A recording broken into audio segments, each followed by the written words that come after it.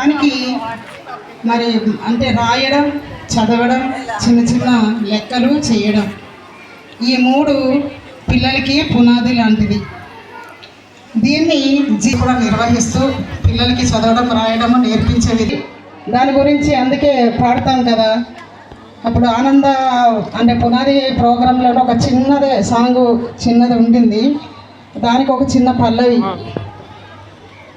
చదువుకు పునాది పదునుకు పునాది గిరిజన పాఠవాల మెరుగున కిరియది.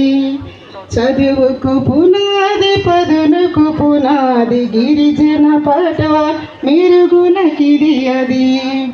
పునాది లేనిది భవంతి, పునాది లేనిది భవంతి లేదులే. పునాది గిరిజన శ్రవంతి తోడులే. పునాది ఈ పాఠశాల ప్రగతిని కూర్చున్.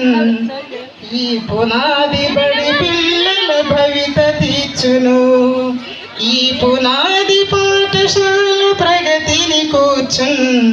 ఈ పునాది బడి పిల్లల మన సబ్జెక్టుకి అంటే స్ట్రీమ్, మౌంటైన్, స్కై అని 3 గ్రూపాలు. వాళ్ళకి రాయడం వచ్చా లేదా, చదవడం వచ్చా లేదా, ఇట్లా వాళ్ళు నేర్చుకుంటున్న స్థాయిలో పదాలు ఉన్న స్థాయిలో ఉంటే వాళ్ళకి మొదటి గ్రూప్ అయిన స్ట్రీమ్ కథలతో చక్కగా పిల్లలు అవన్నీ కూడా అంటే డెవలప్ చేస్తున్నాము. మరి ముఖ్యంగా ఇది జిఎఫ్ఎల్ఎన్ యొక్క విజయం అన్నమాట. ఆ విధంగా మనం సాధిస్తాయి. అయితే ఇప్పుడు మా హెచ్ఎం గారి గురించి మరి చెప్పాలి. మంచి పనులు మేడంకి వచ్చింది 1 year 2 years లోగా మళ్ళీ మేడం గారు కూడా మళ్ళీ మా క్లాస్కి కలిసి పనిచేయ మరి హ్యాపీగానే మరి మా డ్యూటీ గురించి అంతే.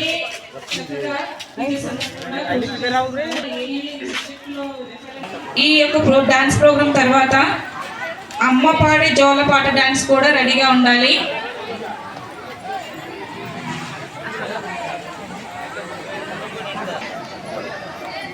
మా పిల్లలు త్వరగా రావాలి. బృందావనం నుంచి కృష్ణుడు వచ్చాడే.